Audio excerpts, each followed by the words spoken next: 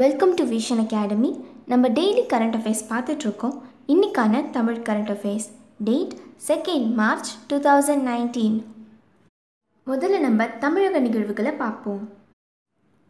முதலமைச்சர் எடப்பாடி பழனிசாமி தலைமையில் நடந்த 2வது உலக முதலீட்டாளர்கள் மாநாட்டில் ரூபாய் 3,431 கோடி முதலீட்டிற்கான புரிந்துணர்வு ஒப்பந்தம் மேற்கொள்ளப்பட்டது. இதில் கலந்து கொண்ட தொழில் நிறுவனங்களுக்கு அரசு சார்பில் வழிகாட்டுதல் கூட்டம் சென்னை கிண்டியில் நடந்தது. ஒப்பந்தம் மேற்கொண்டவர்களில் 366 தொழில் நிறுவனங்கள் உற்பத்தியை தொடங்கியுள்ளது. இதிலிருந்து கேள்வி எப்படி வரலான்னு பார்த்தீங்கன்னா, 2வது உலக முதலீட்டாளர்கள் மாநாடு யார் தலைமையில் நடைபெற்றது? இதோட விடை எடப்பாடி பழனிசாமி. அடுத்து நம்ம இந்திய நிகழ்வுகளை பார்ப்போம்.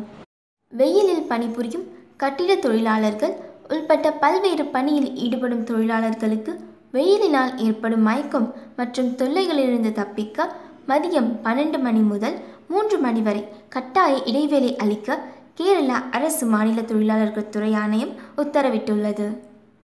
இதிலிருந்து கேள்வி எப்படி வரலான்னு பார்த்தீங்கன்னா, தொழிலாளர்களுக்கு மதியம் 12 மணி முதல் 3 மணி வரை கட்டாய இடைவேளை எந்த மாநில அரசு வழங்கியுள்ளது?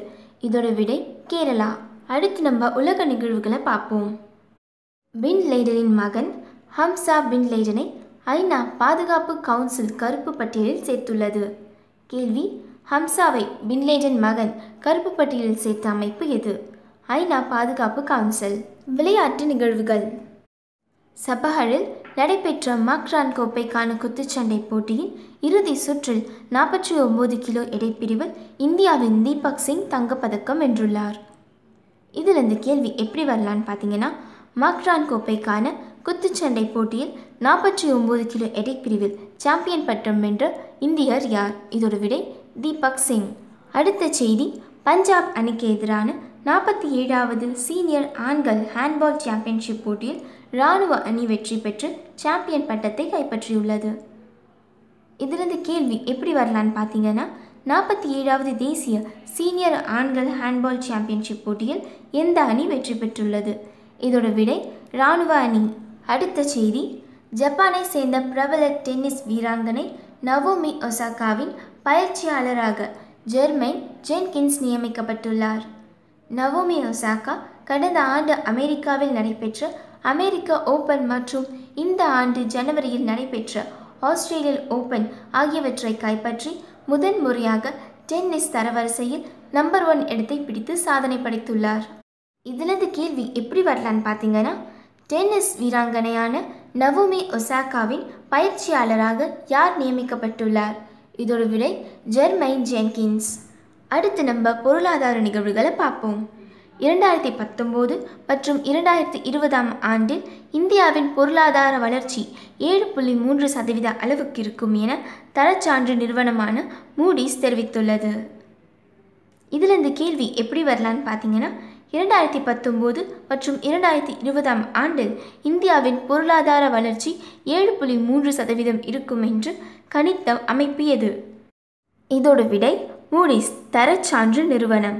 அடுத்த செய்தி: 2019 ஆண்டு பிப்ரவரி மாத ஜிஎஸ்டி வரி விதிப்பு மூலம் ரூபாய் 97,000 கோடி அதிகமாக வசூலாகி இருப்பதாக மத்திய நிதி அமைச்சகம் தெரிவித்துள்ளது. இதிலிருந்து கேள்வி எப்படி வரலான்னு பார்த்தீங்கன்னா, 2019 ஆண்டு பிப்ரவரி மாத ஜிஎஸ்டி வரி விதிப்பு தொகை ரூபாய் 97,000 கோடி அதிகமாக வசூலாகியுள்ளது என தெரிவித்துள்ள அமைப்பு எது? விடை மத்திய நிதி அமைச்சகம். அடுத்த செய்தி: கடந்த 2018 ஆண்டில் சீர்திருத்த நடவடிக்கைகள் அமல்படுத்தப்பட்ட பொதுத்துறை வங்கிகளில் பஞ்சாப் நேஷனல் வங்கி முதலிடத்தில் உள்ளது. இதற்காக அந்த வங்கி 100 மதிப்பெண்களில் 78.4 மதிப்பெண்களை பெற்றுள்ளது. இதனைத் தொடர்ந்து பேங்க் ஆஃப் பரோடா 77.8 மதிப்பெண்களும், எஸ்பிஐ 74.6 மதிப்பெண்களும், ஓரியண்டல் பேங்க் ஆஃப் காமர்ஸ் 69 மதிப்பெண்களும், கனரா வங்கி 67.5 மதிப்பெண்களும், சிட்டிகேட் வங்கி 67.1 மதிப்பெண்களும் பெற்று அடுத்தடுத்த இடங்களில் உள்ளன. இதிலிருந்து கேள்வி எப்படி வரலான்னு பார்த்தீங்கன்னா, 2018 ஆண்டில் சீர்திருத்த நடவடிக்கைகள் அமல்படுத்தப்பட்ட பொதுத்துறை வங்கிகளில் முதலிடம் வகித்த வங்கி எது? இதோட விடை பஞ்சாப் நேஷ்னல் வங்கி. இவ்வளோ நேரம் நம்ம கரண்ட் அஃபேர்ஸ் பார்த்தோம். இப்போ நம்ம நேற்று கேட்ட கொஷின்ஸ்க்கான ஆன்சர்ஸை பார்க்கலாம்.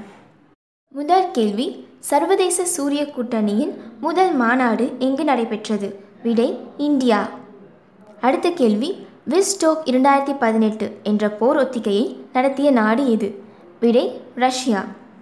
அடுத்த கேள்வி, உலகிலேயே மிகவும் கட்டுப்பாடற்ற கட்டண மெட்ரோ ரயில் நிலையம் எது? விடை ஹனோய், வியட்நாம். அடுத்த கேள்வி, ஹைட்ரஜனால் இயங்கும் உலகில் முதல் ரயிலை அறிமுகம் செய்த நாடு எது? விடை ஜெர்மனி. அடுத்த கேள்வி, சிறந்த பயிற்சியாளர்களுக்கு வழங்கப்படும் விருது எது? விடை துரோணாச்சாரியார் விருது. இவ்வளோ நேரம் நம்ம நேற்று கேட்ட கரண்ட் அஃபேர்ஸோட கொஷின்ஸ்க்கான ஆன்சர்ஸை பார்த்தோம். இப்போது நம்ம இன்னைக்கான கொஷின்ஸை பார்க்கலாம். நகரத்தில் இந்தியாவின் முதல் இந்திய இஸ்ரேல் கட்டமைப்பு மையம் தொடங்கப்பட்டுள்ளது. அடுத்த கேள்வி, எந்த நகரத்தில் இந்தியாவின் முதலாவது இணைவழி விவசாய மற்றும் உணவு வணிகம் கற்றல் தளம் தொடங்கப்பட்டுள்ளது? மூன்றாவது கேள்வி, எந்த நோக்கத்திற்காக ஸ்வஸ்தா பாரத் யாத்ரா என்ற தேசிய பரப்புரை தொடங்கப்பட்டுள்ளது? அடுத்த கேள்வி, உலகின் மிகப்பெரிய குவிமாடம் எந்த நாட்டில் திறந்து வைக்கப்பட்டது? ஐந்தாவது கேள்வி, 2018 உலகளவியலான பசி அட்டவணையில் இந்தியாவின் தரநிலை என்ன? இந்த கேள்விகள் எல்லாமே இதுக்கு முன்னாடி கேட்ட கரண்ட் அஃபேர்ஸ்லேருந்து தான் எடுக்கிறோம். ஸோ ஆன்சர்ஸ் தெரிஞ்சுக்கணும்னு நினைக்கிறவங்க இதுக்கு முன்னாடி இந்த கரண்ட் அஃபேர்ஸை பார்த்து ரெஃபர் பண்ணிக்கோங்க. ஆன்சர்ஸ் தெரிஞ்சவங்க கீழே கமெண்டில் கமெண்ட் பண்ணுங்கள். இந்த மாதிரி டெய்லி நியூஸ் அஃபேர்ஸ்க்கு விஷன் அகாடமியை சப்ஸ்கிரைப் பண்ணுங்கள். மறக்காமல் பக்கத்தில் இருக்க பெல் பட்டனை ப்ரெஸ் பண்ணுங்கள். இந்த வீடியோ உங்களுக்கு பிடிச்சிருந்துச்சுன்னா லைக் பண்ணுங்கள், ஷேர் பண்ணுங்கள். இந்த வீடியோ பற்றி ஏதாவது டவுட்ஸ் இருந்துச்சுன்னா கமெண்ட் பண்ணுங்கள்.